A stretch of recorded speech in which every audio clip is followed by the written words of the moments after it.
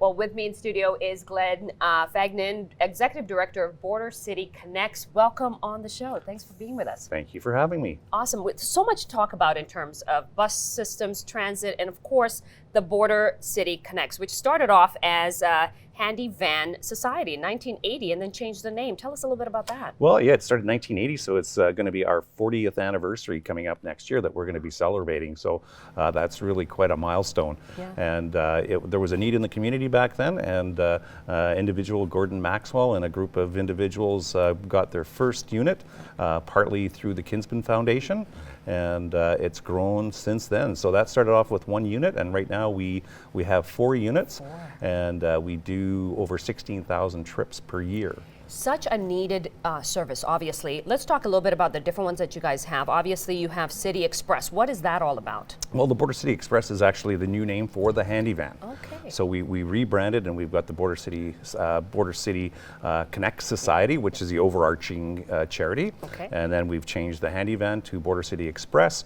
And then we brought on the Border City Caravan, which was a new addition, and this is a Made in Lloydminster initiative that was it was from a challenge from the Health Foundation. They were having individuals that were unable to make it to medical appointments in Edmonton and Saskatoon, and that could be for financial reasons or no licenses, no friends or neighbors that can take them. And so this is how we started that initiative. Such an interesting initiative, and I know you guys have a lot of different things. Very needed here in Lloyd, obviously. The city shuttle as well too that you have. Is that something different than the Caravan? We call it the Border City Shuttle, and that's actually, all our divisions don't make any money at all. We are a true nonprofit.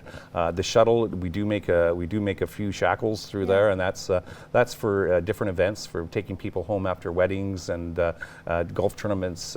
We can take people to Edmonton or Saskatoon for sporting events. So there is so that we do generate some dollars from there, and this is just utilizing one of our wheelchair accessible vans that we've got currently. Yeah, it's so important, especially for somebody like me who came into Lloyd and saw a lot of the bench buses, the bench buses that we see all the time, and wondering whether we have a transit system here. And so it's so important that you guys are doing this.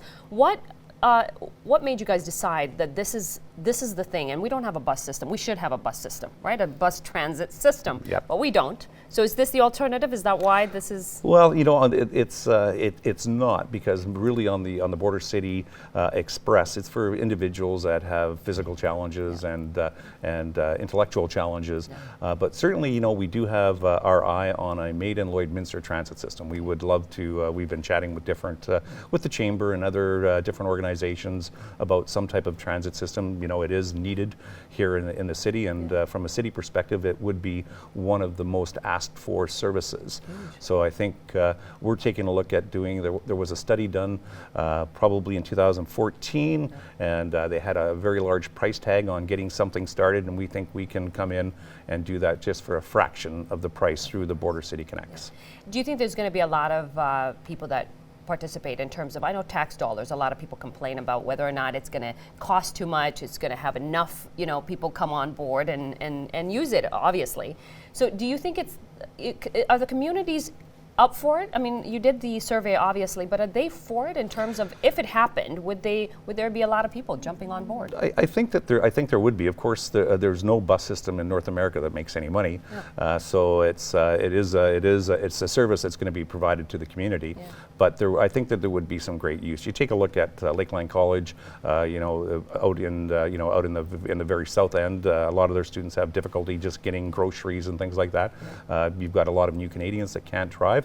And we've also been approached by corporations that would consider having their staff take the bus instead of utilizing their parking spaces. And so there definitely is a need. It's just a matter, I think, that we need to plan smartly and do it very economically. And then once we get it down pat, then it would be a matter of refining it and implementing it on a scale. How long does it take for something like that to to come to fruition? Well, I think the way that we're looking at it, it can be quite simple. It's if we're just doing a Made in Lloydminster system there, I think that it's just a matter of 6 months, or in that area. Yep. Yeah, beautiful. And let's go back to Border City Connects. Obviously, how can people get involved? You use a lot of volunteers, obviously, for this particular initiative and the stuff that you guys do. How can people get involved, and what do you need from the rest of the communities? Yeah, we've been very fortunate with the Border City Caravan. We've got 30 volunteer drivers, so that is phenomenal. So we're always looking for volunteer drivers, because many of ours are retired,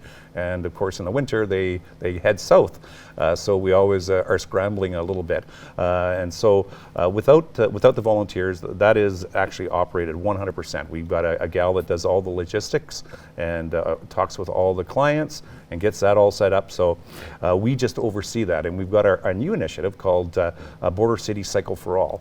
And this is a new initiative, again, made in Lloydminster.